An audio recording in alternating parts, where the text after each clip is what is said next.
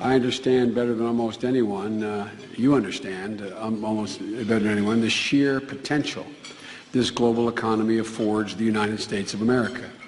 And you are well aware of the challenges as well. This is a familiar story.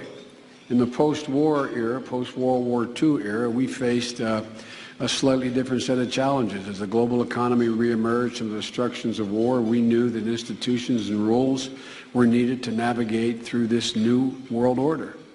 And because our parents and grandparents were wise and because they were committed, we did what we've always done best. We exercised our global leadership. We were the driving force behind the creation of the World Bank, the International Monetary Fund, as well as the GATT, as well as the World Trade Organization, the architecture for the global economic system.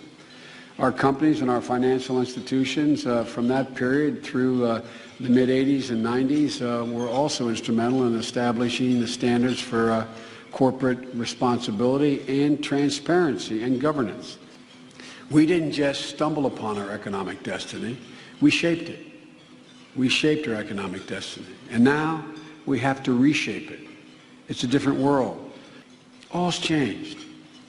In the last decade, all's changed in terms of the globalization of the world economy, in terms of the rules of the road, or lack of the rules of the road, in terms of watching the emerging nations trying to figure out where they fit and how we fit relative to them, and so on. And so these institutions that the affirmative task we have now is to actually create a new world order, because the global order is changing again. And the institutions and the rules that worked so well in the post-World War II era for decades, they need to be strengthened, and some have to be changed. So we have to do what we do best. We have to lead. We have to lead.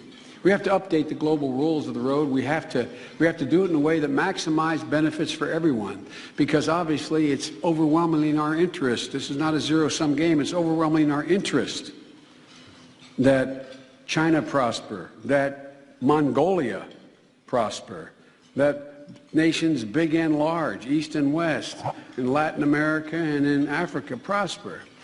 Because, you know that old expression, they asked Willie Sutton why he robbed banks. He said, that's where the money is.